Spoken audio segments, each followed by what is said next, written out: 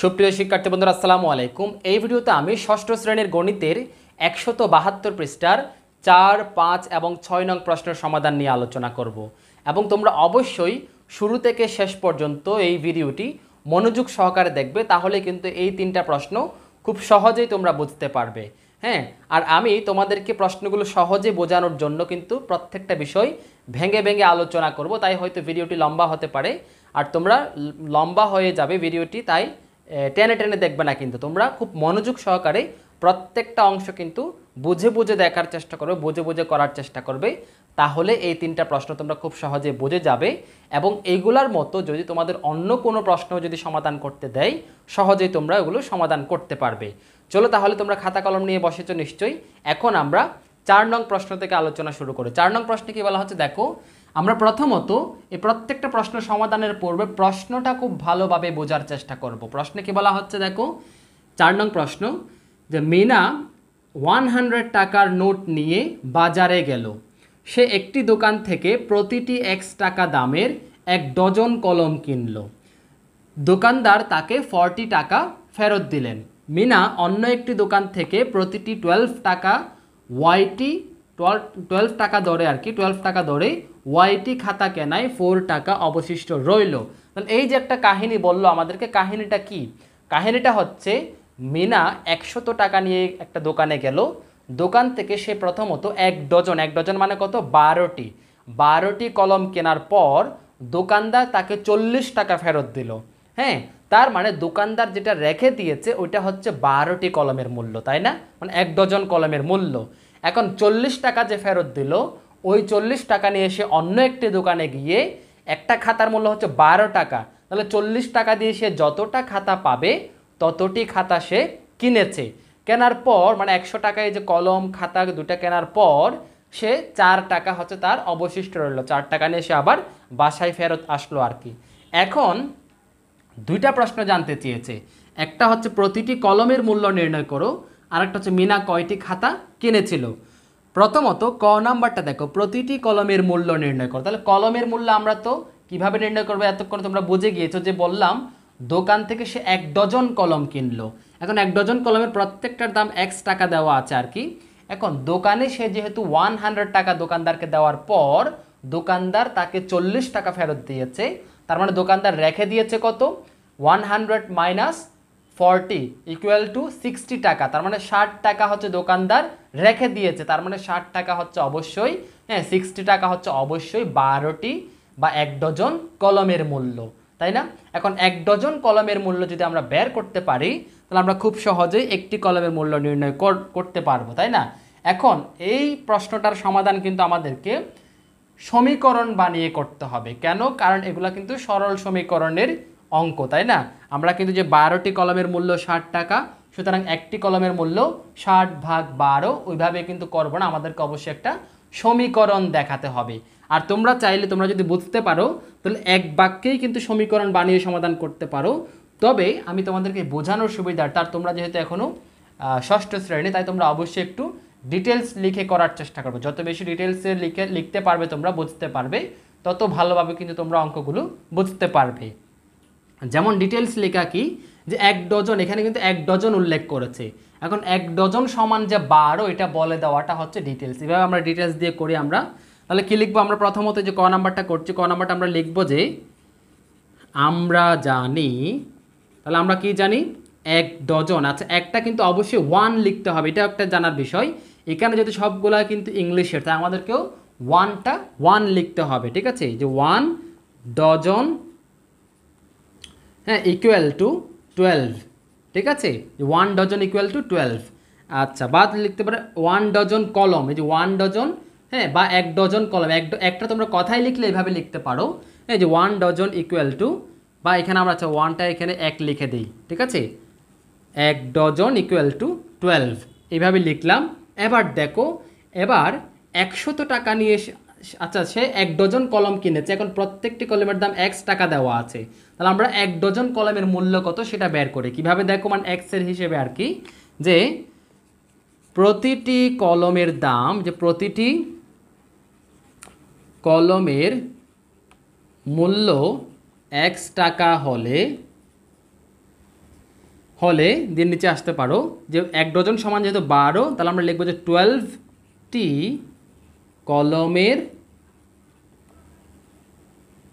মূল্য সমান 12x টাকা, তাই না? 12x টাকা। এভাবে এটা কীভাবে জানলাম? যেহেতু প্রশ্ন দেওয়া আছে একটি কলমের মূল্য x টাকা, তাহলে 12টি কলমের মূল্য অবশ্যই 12 গুণ x, 12 ইন্টু x মানে হচ্ছে 12x টাকা।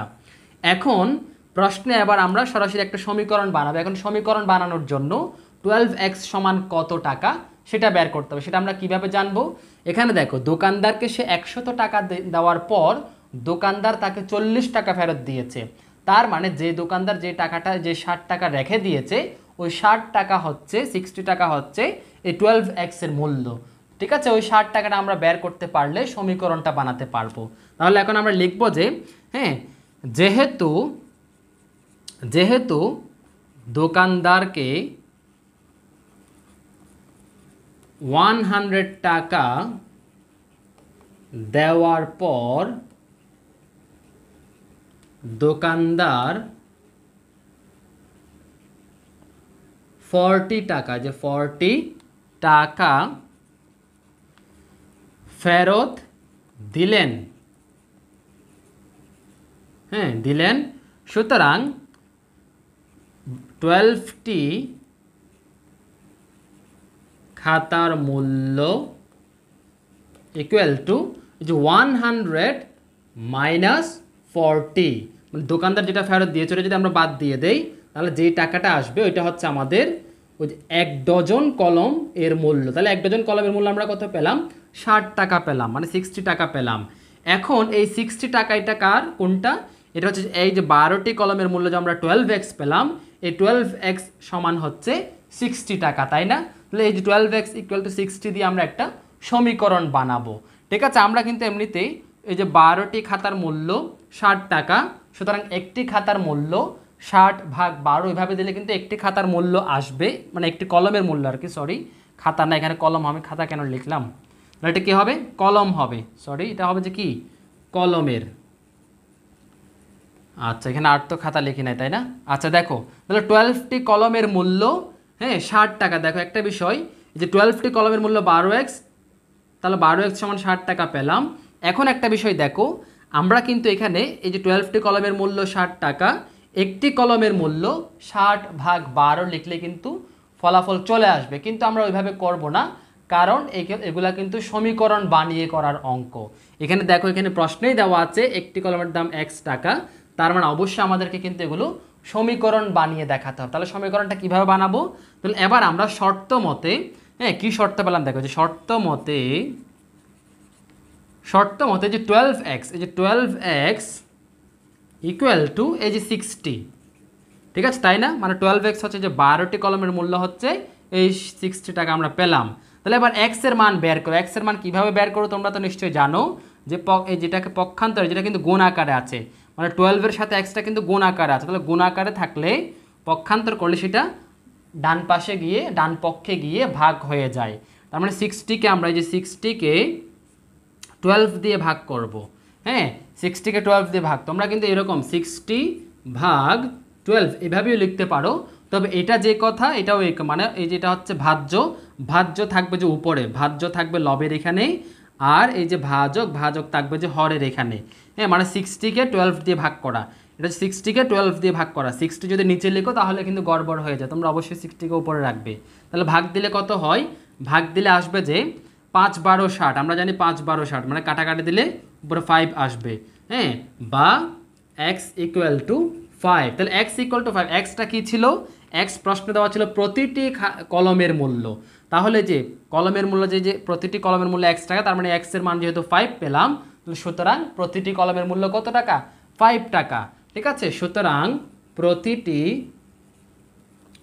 কলমের, ঠিক আছে, কলমের মূল্য সমান হচ্ছে 5 টাকা, ঠিক আছে? তাহলে আমরা সহজেই কিন্তু এই ক নাম্বারটা সমাধান করে নিলাম, ঠিক আছে? এটা কিন্তু কলমেরটা সমাধান করলাম। আমি যদি এখানে কোথাও যে কলমের পরিবর্তে খাতা বলে থাকি, এটা বাই মিস্টেক হয়েছে, তোমরা একটু আগে যেমন আমি এখানে খাতা বলে দিয়েছিলাম, আশা করি তোমরা এটা বুঝতে পেরেছো। তাহলে এটাই হচ্ছে খুব সহজ সমাধান, এই যে 5 টাকা পেলাম আমরা।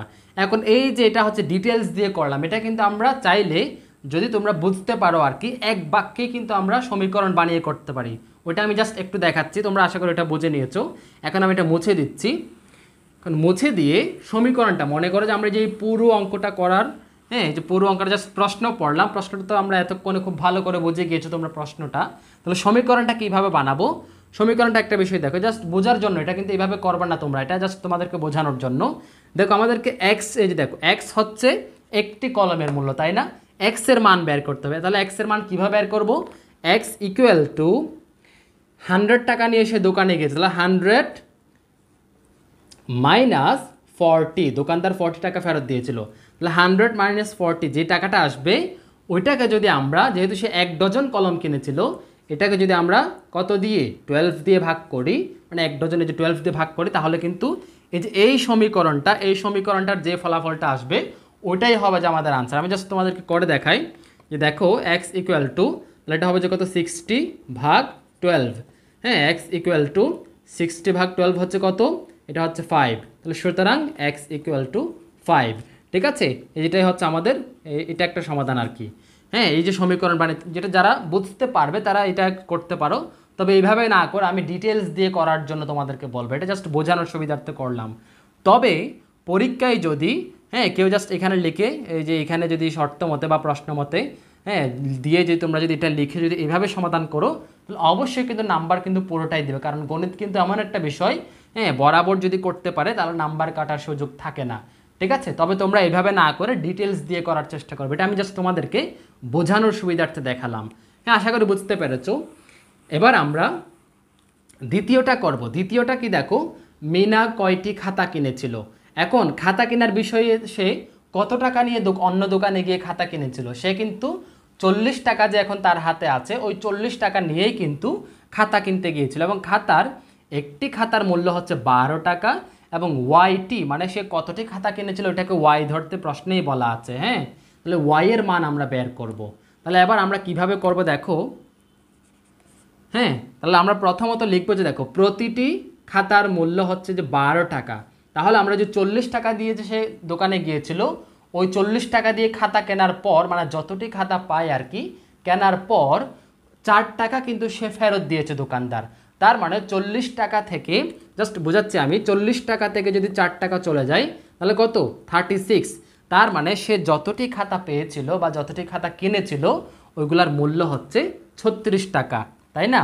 তাহলে এই যে 36টা আমরা এখন পেয়েছি, এটাই আমরা এখন আগে বের করব, মানে ওয়াইটি খাতার মূল্য হচ্ছে 36 টাকা, এটাই আমরা এখন বের করে দেখাবো। প্রথমত আমরা লিখব যে, হ্যাঁ এখন প্রথমত লিখব যে দেওয়া আছে দিয়ে লিখতে পারো। হ্যাঁ আচ্ছা দেওয়া আছে দিয়ে লিখি,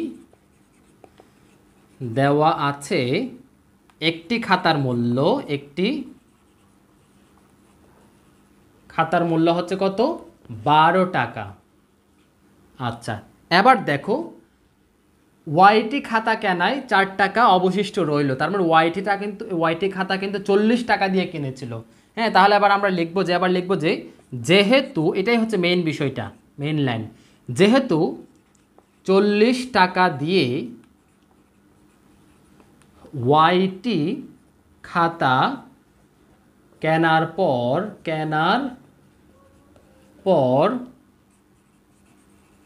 দোকানদার এই যে 4 টাকা মানে 4 টাকা ফেরত দিলেন। হ্যাঁ সুতরাং ওয়াইটি খাতার মূল্য সমান, তাহলে ওয়াইটি খাতার মূল্য কত হবে, ওই যে 40 মাইনাস 4, ঠিক আছে, এই যে 40 মাইনাস 4 টাকা ইকুয়াল টু 36 টাকা, মানে বিয়োগ করলে আমরা 36 টাকা পেলাম। তাহলে ওয়াই ইকুয়াল টু হচ্ছে 36। এখন আমাদেরকে প্রশ্নে কি বলেছে, প্রশ্নে বলেছে মিনা কয়টি খাতা কিনেছিল। এখন এই যে ওয়াইটি খাতা মানে তো সে কতটি খাতা কিনেছে ওগুলোর মোট মূল্য দেওয়া আছে 36, তাহলে এই মোট মূল্য থেকে আমরা এই যে একটি খাতার মূল্য যে 12 টাকা, যে 12 টাকা আছে, এই একটি খাতার মূল্য দিয়ে আমরা এখন মানে 36কে যদি 12 দিয়ে ভাগ করি তাহলে কিন্তু আমাদের ফলাফলটা চলে আসে। তবে আমরা এইভাবে ভাগ দিয়ে কিন্তু আমরা করব না, আমাদের একটা সমীকরণ বানিয়ে দেখাবো। যেহেতু এটা সমীকরণ, সরল সমীকরণের অধ্যায়, তাই আমরা অবশ্যই সমীকরণ বানিয়ে দেখাবো। সমীকরণটা কিভাবে বানাবো? সুতরাং শর্ত মতে হ্যাঁ আমরা বের করব যে কিন্তু একটি খাতার মূল্য, হ্যাঁ মানে আচ্ছা সরি, বের করার জন্য কয়টি খাতা কিনেছিল, কয়টি খাতা এটা বের করবো আমরা, ঠিক আছে? তাহলে কয়টি খাতা এটা কীভাবে পাবো? আমরা এখানে 36টা সে কী করেছে, খাতা কিনেছে। এখন 36কে যদি আমরা এই যে একটি খাতার মূল্য 12 দিয়ে ভাগ করি, তাহলে কিন্তু চলে আসবে যে এই যে ওয়াইটি খাতার মূল্য। তাহলে আমরা এখন কি লিখবো? শর্ত মতো ওয়াই ইকুয়াল টু, মানে এই যে ওয়াই হচ্ছে কতটি আর কি, কতটি কীভাবে পাবো? 36 ভাগ 12, ঠিক আছে? 36কে যদি আমরা 12 দিয়ে ভাগ করি, যে ফলাফলটা আসবে এটা হচ্ছে ওয়াই। এটাই হচ্ছে আমরা সমীকরণ বানালাম। এই সমীকরণটা তোমাদেরকে বানিয়ে দেখাতে হবে, এবং এটা আমি বোঝার সুবিধার্থে এরকম লিখলাম। তবে আমরা এরকমটা একটু আমরা এখন থেকে, মানে এখন তোমরা ষষ্ঠ শ্রেণী আস্তে আস্তে উপরের দিকে যাবে, এখন থেকে তোমরা এইভাবে না লিখে, এগুলো তো পঞ্চম শ্রেণী প্রাথমিক লেভেলে এগুলো এরকম করতা। আমি রিকোয়েস্ট করবো তোমাদেরকে এরকম না করে তোমরা এইভাবে করবে যে 36 ভাই এই যে 36/12 এভাবে লিখবা। আমি এখন এটা এইভাবে মুছে দিচ্ছি, দিয়ে তোমরা করবা কি 36 এই যে এইভাবে লিখবো 36/12। এটা মানে হচ্ছে 36কে 12 দিয়ে ভাগ করা। তাহলে ভাগ করলে কত হবে তোমরা ভাগ করতে পারো, বা তোমরা 12 এর নামটা জানা থাকলে এভাবে 12 একে 12, 12 দুগুণে 24, 3 12 হচ্ছে 36, 36। তাহলে আমরা এই যে কাটাকাটি দিলে হচ্ছে 3 পাই। তার মানে y ইকুয়াল টু, সুতরাং y ইকুয়াল টু 3। হ্যাঁ তাহলে লিখতে পারে অতএব, হ্যাঁ অতএব মিনা, যে মিনা দীর্ঘিকার দিয়ে মিনা 3টি মানে 3টি খাতা কিনেছিল। আশা করি তোমরা খুব সহজে বুঝতে পেরেছো। হ্যাঁ এই যে আমরা এই যে হচ্ছে ডিটেলস দিয়ে করলাম, আর যারা বুঝেছো তারা কিন্তু এক বাক্যেই কিন্তু সমীকরণ বানিয়ে করতে পারো, ঠিক আছে? আর তোমরা অবশ্যই ডিটেলস দিয়ে করার চেষ্টা করবে। আর আমি কিন্তু প্রত্যেকটা বিষয় একটু ভেঙে ভেঙে বুঝিয়ে করার চেষ্টা করছি, তাই ভিডিও লম্বা হচ্ছে হয়তো। তোমরা হ্যাঁ ভিডিও লম্বা হলেও তোমরা হতাশ হবে না, তোমরা কিন্তু ফ্রি সময়ে বুঝে বুঝে করবে, ঠিক আছে? এখন যদি সময় না থাকে তোমরা প্রয়োজন এটা তোমাদের অন্য কোনো ফ্রি সময়ে করবে। তবে তোমাদের কাছে রিকোয়েস্ট থাকবে তোমরা কিন্তু ভিডিওটা টেনে টেনে দেখবে না, টেনে টেনে দেখলে কিন্তু তোমাদের বেসিকটা কিন্তু দুর্বল রয়ে যাবে, বুঝবা না। পরে তোমরা বলবা যে কি প্রশ্ন অনেক কঠিন, এগুলো বুঝতে পারে না, কী সব অঙ্ক, এরকম তোমরা অভিযোগ করবে, তাই নাকি? প্রশ্ন কিন্তু একদম ইজি। এটা তাহলে সমীকরণ বানিয়ে করলে কীরকম দেখো, যে y ইকুয়াল টু ওই যে 40 - 4 ভাগ, হ্যাঁ সে 12 টাকা হচ্ছে একটা খাতার মূল্য, তাহলে যে 12 করলে হচ্ছে কত 36, যে y ইকুয়াল টু আর কি 36 ডিভাইডেড বাই 12। এটা পাশাপাশি করবে, এটা যেহেতু সমীকরণ, তাহলে কত এটা হচ্ছে কত, এটা হচ্ছে 3, 3 12 36, তাহলে 3 y ইকুয়াল টু 3। সুতরাং y ইকুয়াল টু 3, তার মানে হচ্ছে সে 3টি খাতা কিনেছিল। এটা জাস্ট বোঝানোর সুবিধার্থে আমি এটা সমীকরণটা দেখালাম। হ্যাঁ অবশ্যই তোমরা কেউ এটা করে দিলেও কিন্তু উত্তরটা হবে। তবে আমি তোমাদেরকে বলবো তোমরা অবশ্যই কিন্তু একটু কথা লিখে ডিটেলসে যে প্রথমে যেভাবে করেছো ওইভাবে করার চেষ্টা করবে, বুঝে বুঝে ওইভাবে করার চেষ্টা করবে। এই ছিল যে 4 নং প্রশ্নের বিস্তারিত সহজ সমাধানের আলোচনা। এবার আমরা পরবর্তী 5 নং প্রশ্নটি দেখো, এটা কিন্তু অনেক ইম্পর্ট্যান্ট একটা অঙ্ক, তাই আমি বোঝানোর সুবিধার্থে একটু ভেঙে ভেঙে আলোচনা করব। তাই ভিডিওটি একটু লম্বা হলেও তোমরা অবশ্যই শুরু থেকে একটু মনোযোগ সহকারে দেখবে। প্রথমত আমরা বরাবরের মতোই প্রশ্নটা বোঝার চেষ্টা করব। কি বলা হচ্ছে, করিম সাহেব তার 56,000 টাকার কিছু টাকা বার্ষিক 12% মুনাফায় ও বাকি টাকা বার্ষিক 10% মুনাফায় বিনিয়োগ করলেন। এটার মানে হচ্ছে করিম সাহেবের 56,000 টাকা ছিল, ওই টাকাটা তিনি 2 ভাগ করলেন, 2 ভাগ করে কিছু টাকা 10% মানে 1 ভাগ আর কি, কিছু টাকা বলতে 1 ভাগ 10% মুনাফায় বিনিয়োগ করলেন। বিনিয়োগ মানে হচ্ছে ব্যবসায় খাটানো, মানে ব্যবসার মধ্যে ব্যবহার করা আর কি। কিছু টাকা তিনি 10% মুনাফায় বিনিয়োগ করলেন, আবার কিছু টাকা 12% মুনাফায় বিনিয়োগ করলেন, মানে 12% মুনাফায় ব্যবসায় ব্যবহার করলেন, ব্যবসায় খাটালেন আর কি। এবার কি বলা হচ্ছে দেখো, 1 বছর পর তিনি মোট 6,400 টাকা মুনাফা পেলেন। মানে তিনি যে টাকাটাকে 2 ভাগ করে, হ্যাঁ 2 ভাগ করে যে বিনিয়োগ করলেন, ওই দুইটা থেকে মানে এটা থেকে মানে প্রথমটা থেকে একটা থেকে যে লাভটা আসলো এবং অপরটা থেকে যে লাভটা আসলো, ওই দুইটার লাভ একসাথে করে 6,400 টাকা তার মুনাফা আসলো, মানে লাভ আসলো। এই মুনাফা মানে হচ্ছে লাভ আর কি, লাভ আসলো, লাভ পেলেন, এবং এটা হচ্ছে 1 বছর পরেই কিন্তু পেলেন, ঠিক আছে? এবার বলা হচ্ছে তিনি 10% মুনাফায় 10%টা হচ্ছে কি 2 ভাগ করে, তার 2 ভাগ করে যে তিনি বিনিয়োগ করলো, ওই 2 ভাগের একটা ভাগ হচ্ছে কি 10% মুনাফায় বিনিয়োগ। তাহলে তিনি 10% মুনাফায় কত টাকা বিনিয়োগ করলেন? তাহলে 10% মুনাফায় যে তিনি একটা টাকার অংশ বিনিয়োগ করেছিল, ওই টাকাটা কত সেটাই আমাদেরকে জানতে চেয়েছে। তাহলে এটা আমরা কিভাবে সমাধান করব? আমরা ওই যে টাকাটাকে যে তিনি 12% মুনাফায় একটা ভাগ করলো, বিনিয়োগ করলো কিছু অংশ, আবার 10% মুনাফায় কিছু অংশ বিনিয়োগ করলো, ওই দুইটা থেকে যে লাভ আসলো, সেই লাভের মানে লাভ মানে মুনাফা আর কি, মুনাফা আসলো, ওই মুনাফার পরিমাণ হচ্ছে যে মুনাফাই হচ্ছে 6400।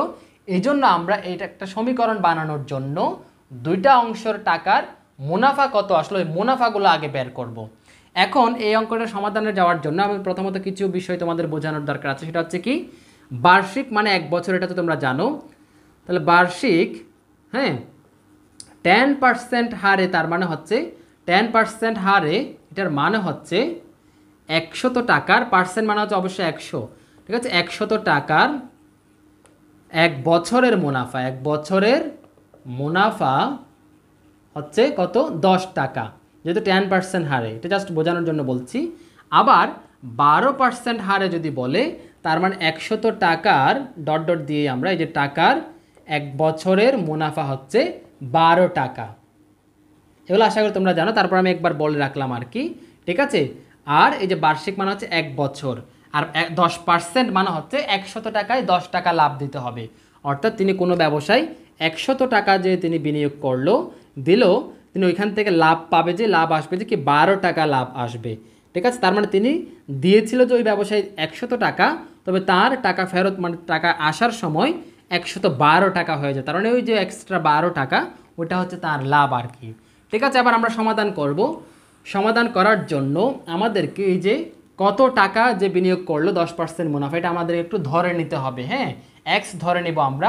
এখন এক্স ধরার ক্ষেত্রে আমরা 12% মুনাফারটা ধরবো নাকি 10% মুনাফার বিনিয়োগটা ধরবো? তাহলে কোনটা ধরবো?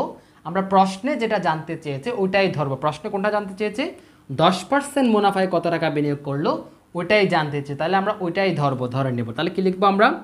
তাহলে মনে করি, সমাধান করছি আমরা, লিখবো যে মনে করি, হ্যাঁ, মনে করি করিম সাহেব 10% মুনাফায় x টাকা বিনিয়োগ করলেন, x টাকা বিনিয়োগ করলেন, ঠিক আছে। তাহলে দেখো 10% মুনাফায় যদি x টাকা বিনিয়োগ করে, তাহলে অবশিষ্ট টাকা কত হবে?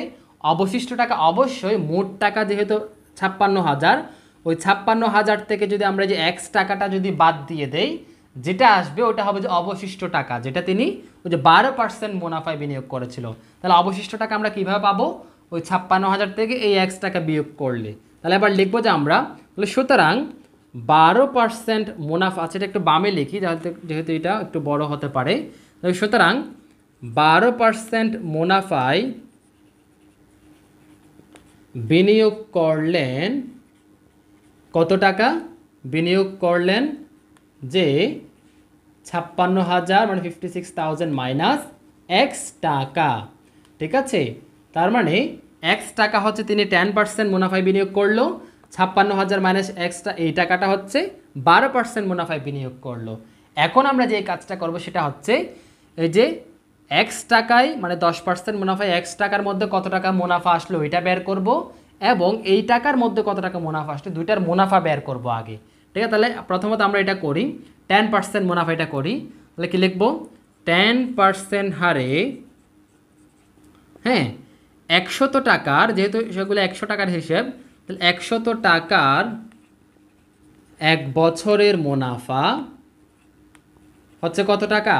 10% হারে মানেই হচ্ছে 100 টাকার 1 বছরের মুনাফা 10 টাকা, যেটা একটু আগে আমি বলেছিলাম। তাহলে 1 টাকার 1 বছরের মুনাফা কি হবে? নিশ্চয়ই একটা বিষয় চিন্তা করো তোমরা, 100 টাকা দিয়ে যদি 1 বছরের মুনাফা 10 টাকা আসে, তাহলে মাত্র 1 টাকা দিয়ে, মাত্র 1 টাকা ব্যবসায়ী যদি ব্যবহার করে, তাহলে অবশ্যই মুনাফাটা অনেক কম আসবে। তাহলে কম আসা মানে হচ্ছে ভাগ, ঠিক আছে। তার মানে এই 10কে আমরা 100 দিয়ে, ওই যে 100টা নিচে চলে আসবে আর কি, 10কে 100 দিয়ে ভাগ, তার মানে এই 100টা নিচে চলে আসবে টাকা। এবার সুতরাং এই যে এক্স টাকা তিনি কিন্তু 10% হারে মোট কত টাকা বিনিয়োগ করেছিল? 10% হারে কিন্তু তিনি মোট এক্স টাকা বিনিয়োগ করেছিল। তাহলে এক্স টাকার 1 বছরের মুনাফা, এখন এই এক্সটা কিন্তু অবশ্যই একের চাইতে বড়, তাহলে 1 টাকায় যত টাকা মুনাফা আসবে তার চাইতে কিন্তু এক্স টাকার মুনাফা একটু বেশি হবে, তাই না? তাহলে বেশি হওয়া মানে গুণ, তাহলে গুণ মানে হচ্ছে লবের সাথে বসবে, তার মানে সমান, তাহলে এক্স টাকার 1 বছরের মুনাফা হচ্ছে 10 ইন্টুটা আমি ডট দিলাম, হ্যাঁ, ইন্টু এক্স, যেহেতু এক্স আর গুণ একই রকম হয়ে যায় তাই আমি ডট দিলাম 10 ইন্টু এক্স টাকা, এই যে নিচে হবে যে 100, তার মানে হচ্ছে 10x বাই 100, ঠিক আছে? যে 10x বাই 100 টাকা, এটা হচ্ছে তার 100, যে এক্স টাকার 1 বছরের মুনাফা, মানে একটা মুনাফা আসলো যে এইটা।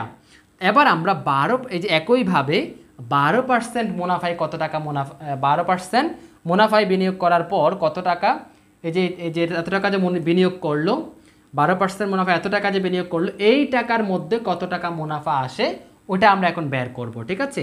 এবার দেখো যে 12% হারে একইভাবে কিন্তু 100 টাকার 1 বছরের মুনাফা কত হবে? 12 টাকা হবে, ঠিক আছে? ঠিক এটার মতো করে আমরা জাস্ট এখানে 12% হারে বের করছি আর কি। তাহলে 1 টাকার 1 বছরের মুনাফা যেহেতু কম, 1 টাকার যেহেতু কম হবে অবশ্য ভাগ হবে, ভাগ হওয়া মানেই হচ্ছে 12 উপরে, নিচে হবে যে ওই যে 100টা নিচে চলে আসবে টাকা। এবার তাহলে 12% হারে তিনি মোট কত টাকা বিনিয়োগ করেছিল? 12% হারে কিন্তু তিনি মোট এই যে 56,000 মাইনাস এক্স এত টাকা বিনিয়োগ করেছিল। তাহলে এই এত টাকাকে আমরা এখন এখানে লিখব, তার মানে 56,000 মাইনাস এক্স টাকার 1 বছরের মুনাফা সমান, তাহলে দেখো এই 56,000 মাইনাস এক্স এটা কিন্তু অবশ্যই 1 টাকার চাইতে বেশি, এটা তো বোঝা যায় নাকি? তাহলে এটা যেহেতু 1 টাকার চাইতে বেশি, তাহলে এই এত টাকায় 1 বছরের মুনাফা নিশ্চয়ই 1 টাকার চাইতে বেশি আসবে, বেশি আসা মানে গুণ হবে, তাহলে গুণ হওয়া মানেই কিন্তু লবের সাথে উপরে বসবে, তার মানে এটা কি হবে দেখো, এটা হবে যে অবশ্যই 12 ইন্টু 56,000, এটা কিন্তু ব্র্যাকেট দিয়ে লিখবো 56,000 মাইনাস এক্স, ঠিক আছে? এবং নিচে হচ্ছে যে ওই বরাবরের মতো 100 টাকা, এবং আমরা দেখতে পাচ্ছি এটা কিন্তু একটু কাটাকাটি করা যাবে। কাটাকাটিটা কোন রকম? যেটা ব্র্যাকেটের মধ্যে আছে 56,000 মাইনাস এক্স, এটা কিন্তু আমরা কাটতে পারবো না, এটা যেরকম আছে এরকম থাকবে। যে পাশে যে 12 আছে গুণ আকারে, এই 12-এর সাথে এই 100 কিন্তু আমরা কাটাকাটি দিতে পারি, হ্যাঁ? ওই 56,000-কে কিন্তু কাটতে পারবো না, কারণ এটা 56,000 না, এটা হচ্ছে 56,000 মাইনাস এক্স করলে যেটা হবে ওইটা, তাই এটাতে হাত দিতে পারবো না। এই 12 এবং 100-কে আমরা কাটাকাটি দিতে পারি। কত দিয়ে দিব আমরা যেহেতু জোড় সংখ্যা 2 দিয়ে যাবে, এখন 2 দিয়ে করলে কিন্তু অনেকক্ষণ লাগবে, তাই আমরা সরাসরি করতে পারি যে আমরা 4 দিয়ে যদি ভাগ করি, 25-কে 4 দিয়ে ভাগ করলে আমরা 100-কে 4 দিয়ে ভাগ করলে আমরা পাবো যে 25, 4 25-এ 100 যেহেতু, ঠিক ওই 4 দিয়ে 12-কে ভাগ করলে আমরা পাবো যে 3, হ্যাঁ? আর কাটাকাটির নিয়ম হচ্ছে লব এবং হরকে একই সংখ্যা দ্বারা ভাগ দেওয়া, তার মানে 100-কে 4 দিয়ে ভাগ করলে 25, আবার 12-কে ওই 4 দিয়ে ভাগ করলে পাবো যে 3, ঠিক আছে? তার মানে নিচে হচ্ছে আমরা 25, উপরে হচ্ছে 3, তাহলে এটা দিয়ে কত হবে, এটা আমরা এটা এই দিক থেকে লিখি, এটা একটু এখানে এরকম ব্র্যাকেট দিই, ঠিক আছে? এবার এখানে দেখো আমরা কি লিখবো, এটা সমান সমান আমরা কত পেলাম? সমান সমান পেলাম যে নিচে হচ্ছে যে 25, উপরে হচ্ছে 3-এর সাথে এটা, তার মানে হচ্ছে 3 ইন্টু 56,000 মাইনাস এক্স টাকা, এখানে টাকা আর কি। আচ্ছা, এটা হচ্ছে যে এইটার মুনাফা, মানে 56,000 মাইনাস এক্স টাকায় মুনাফা আসলো যে এইটা, আবার 10% হারে এক্স টাকায় মুনাফা আসলো যে এইটা। তাহলে এই দুইটা মুনাফা আমরা এখন বের করলাম।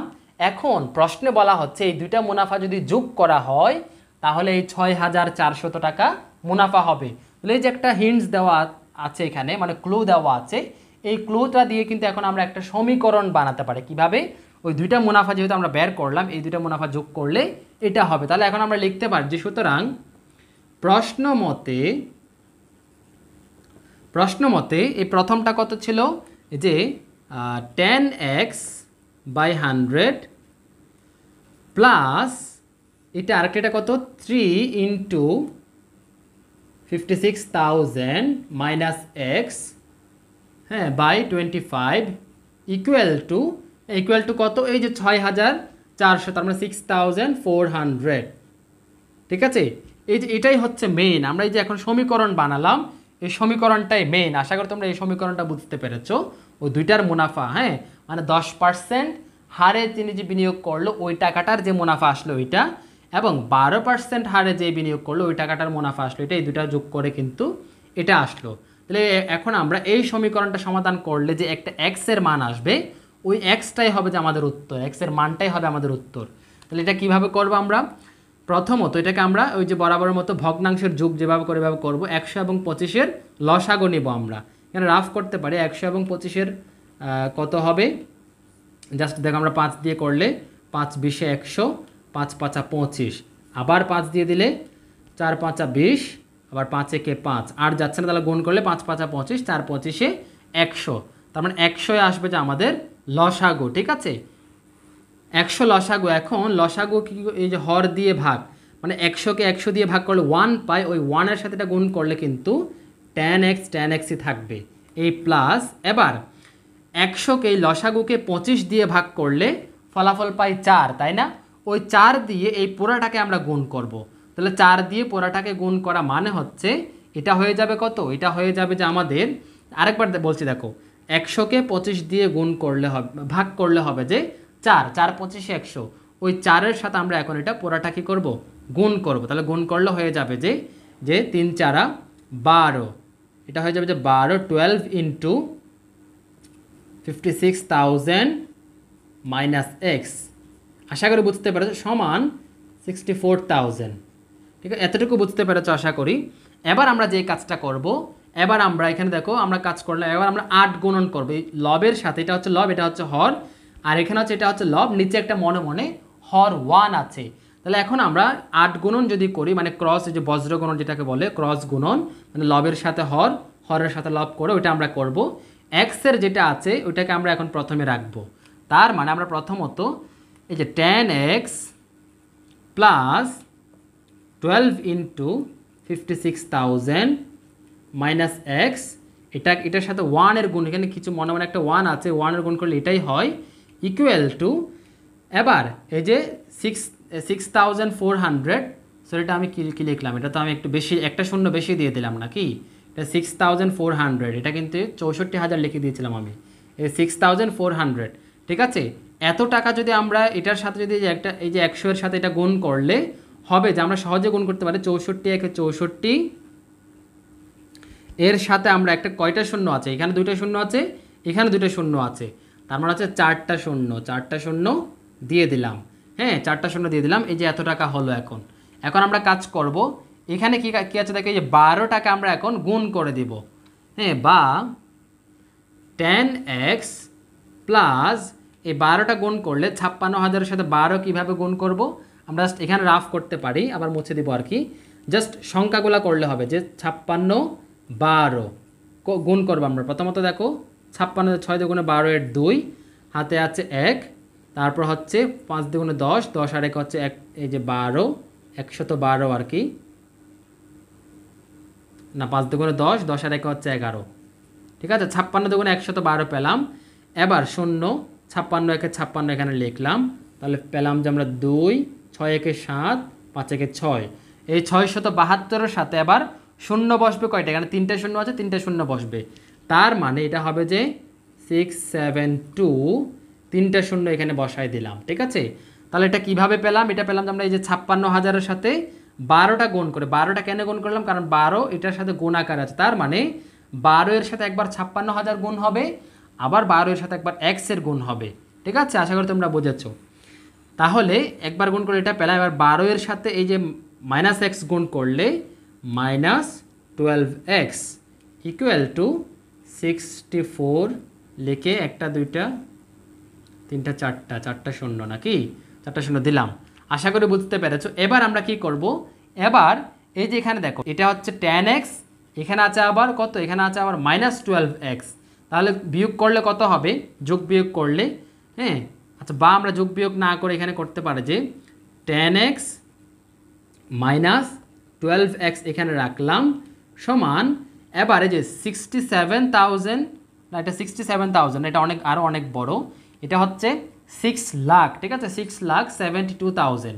এটাকে আমরা পক্ষান্তর করে এটা হয়ে যাবে মাইনাসের, ঠিক আছে, -6,72,000। হ্যাঁ, এটা তো আগে থেকে প্লাস ছিল, প্লাস এটা হচ্ছে 64 দিয়ে 4টা শূন্য আর কি, এখানে কয়টা শূন্য, এটা হচ্ছে 64 দিয়ে 4টা শূন্য লিখলাম, আর এটা হচ্ছে 6,72,000, এটা হচ্ছে, আর এটা হচ্ছে কত, এটা হচ্ছে 6,40,000। এখন আমরা কাজ কি করব দেখো, এখন 10x tan x থেকে কিন্তু 12x যায় না, তার মানে 12x থেকে আমরা যদি বিয়োগ করি তাহলে কিন্তু -2x হবে, বা -2x ইকুয়াল টু, এবার এই বিয়োগটা আমাদেরকে করতে হবে। এখন এই বিয়োগটা আমরা কোন জায়গায় করি, এই বিয়োগটা মনে করো যে আমরা এখানে উপরে একটু মুছে দিয়ে এই বিয়োগটা আমরা একটু করি, ঠিক আছে, এদিকে একটু মুছে দিলাম জাস্ট রাফ করার সুবিধার্থে, মুছে দিয়ে এখানে এটা কত, প্রথমে যে বড়টা থেকে ছোটটা আমরা বিয়োগ করব, বড়টা হচ্ছে 67, তারপর হচ্ছে 20, মানে 2 দিয়ে 3টা শূন্য আর কি, 3টা শূন্য, আর এটা সংখ্যাটা কত, এটা হচ্ছে 6,72,000 আর কি, এটার থেকে আমরা তারপরে 6,40,000 মানে হচ্ছে 40,000 বিয়োগ করব, বিয়োগ করলে শূন্য থেকে শূন্য, শূন্য শূন্য, 2 থেকে শূন্য চলে গেলে 2, 7 থেকে 4 চলে গেলে হচ্ছে 3, 6 থেকে 6 চলে গেলে হচ্ছে 0।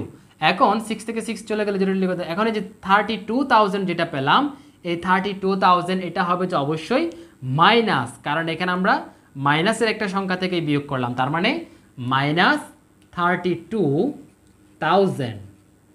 এখন এই মাইনাস এবং এই মাইনাস এটা কিন্তু কাটাকাটি চলে যাবে, ঠিক আছে, মাইনাসে মাইনাসে কিন্তু তোমরা কিন্তু এইভাবে মাইনাসটা কেটে দিতে পারো, অথবা কাটা না দিলে পরবর্তী লাইনে জাস্ট সরাসরি মাইনাসটা না লিখলেও হবে, তাহলে মাইনাস মাইনাস কাটাকাটি চলে গেল। বা এবার 2x এর এখানে আমরা জাস্ট x ইকুয়াল টু যদি লিখি, x ইকুয়াল টু কী হবে, এই যে 32,000 আছে, 32,000কে এই 2 দিয়ে ভাগ করতে হবে, দুইটা পক্ষান্তর হলে যেহেতু এটা গুণ আকারে আছে, গুণটা কিন্তু কী হয়ে যাবে, ভাগ হয়ে যাবে, মানে 32,000কে 2 দিয়ে ভাগ, তাহলে 32,000কে 2 দিয়ে ভাগ করলে কত, 16,000। তোমরা ভাগটা করে দেখতে পারো, তাহলে ভাগ করলে 32,000কে 2 ভাগ করলে হবে যে 16,000, তাহলে এখানে হচ্ছে কত, 16,000, ঠিক আছে, মানে 16, এই যে 16 লিখে 3টা শূন্য, তার মানে যে x সমান আমরা পেলাম কত, সুতরাং x ইকুয়াল টু 16,000, ঠিক আছে, তাহলে x ইকুয়াল টু যদি 16,000 পেলাম, তার মানে যে করিম সাহেব এই যে x মানে কত, 16,000, তার মানে 16,000 টাকা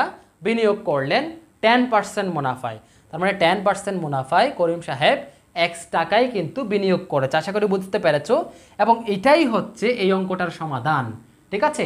আমি কিন্তু জাস্ট এখানে সমীকরণটা এখানে সমাধান করতে গিয়ে তোমাদেরকে বোঝাতে গিয়ে একটু সময় লেগেছে, তবে তোমরা যদি বুঝে যাও এটা কিন্তু একদম ইজিলি করতে পারবে। তোমরা প্রথমত যে কাজটা করবে, এটা খাতায় তুলে নাও, তুলে নেওয়ার পর একটু বোঝার চেষ্টা করবে শুরু থেকে, এবং সর্বশেষ আবার একটু প্র্যাকটিস করবে নিজে নিজে, এটা না দেখে নিজে নিজে পারো কিনা।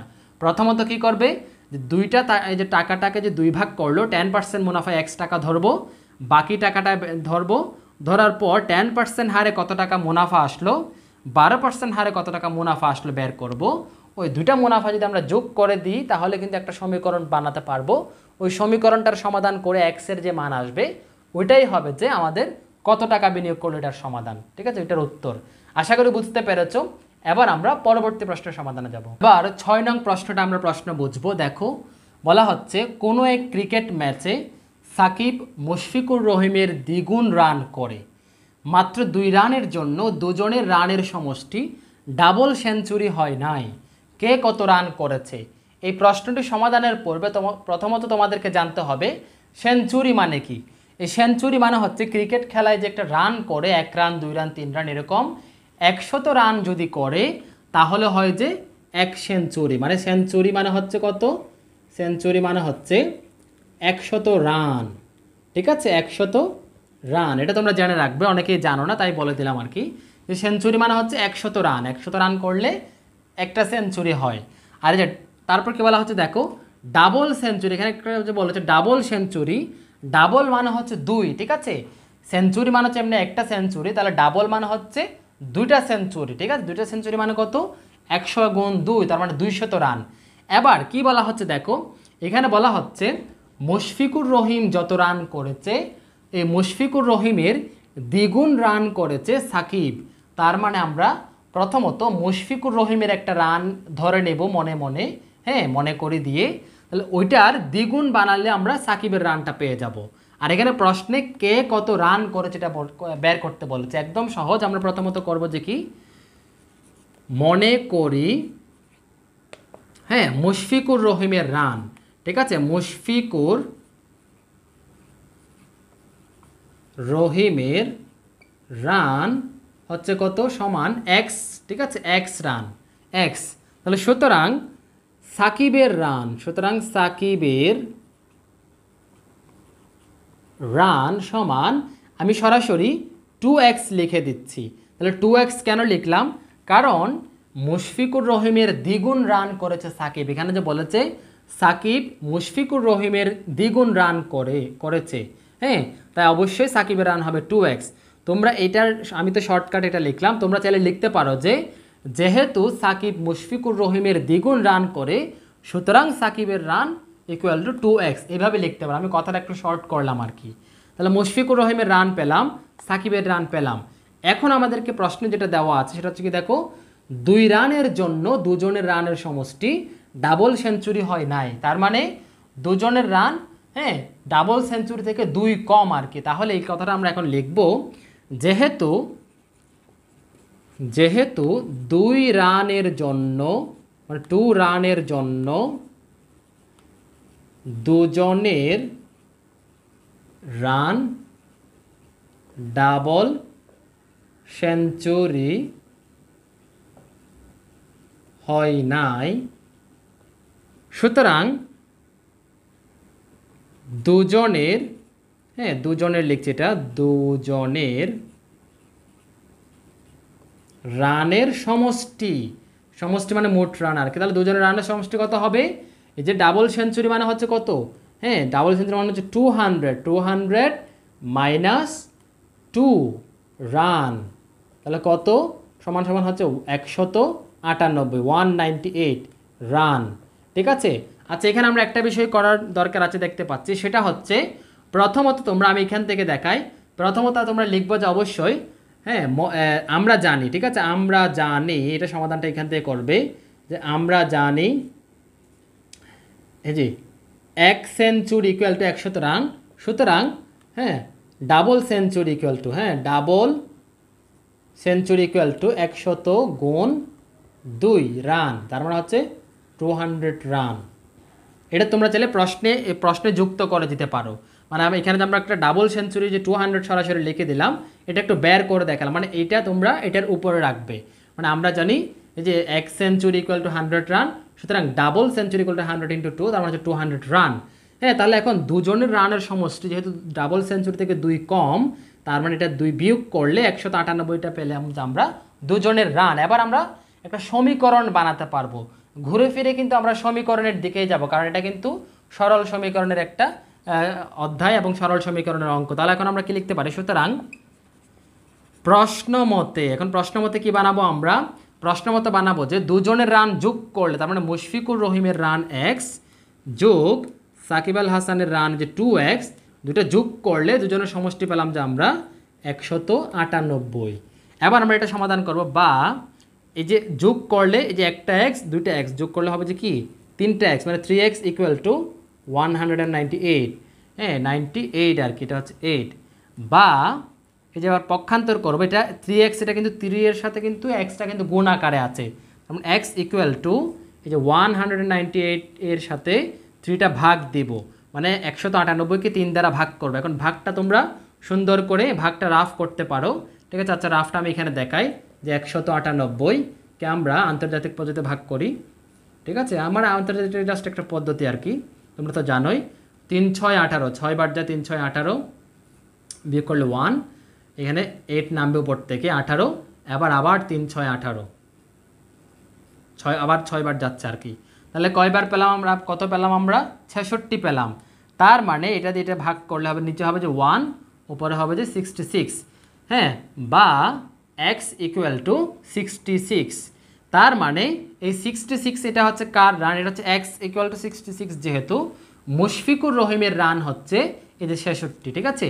তাহলে আমরা এখন লিখবো যে সুতরাং, হ্যাঁ এটা মনে করো যে দিক থেকে এদিকে যাই আমরা, হ্যাঁ সুতরাং মুশফিকুরের রান, মুশফিকুর, আমরা রহিমটা না লিখে সরাসরি লিখি মুশফিকুরের রান, তোমরা চাইলে মুশফিকুর রহিমের রান লিখতে পারো, সমান কত, মুশফিকুর রান হচ্ছে 66, সুতরাং সাকিবের রান, ঠিক আছে আমরা জাস্ট সাকিব লিখি, সাকিবের রান সমান, যেহেতু সাকিবের রান এখানে 2x, ঠিক আছে, তাহলে 2x, আচ্ছা 2xটা লিখে আমরা 2x ইকুয়াল টু এখানে রান মানে 2 ইন্টু 66, তাহলে 66 দ্বিগুণে কত, 6 দ্বিগুণে 12, এখানে হচ্ছে 2, তারপর হচ্ছে 6 দ্বিগুণে আবার হচ্ছে 12, আবার এই 2 যোগ করলে হবে যে এই যে 1 যোগ করলে হবে যে 13, মানে 132 রান।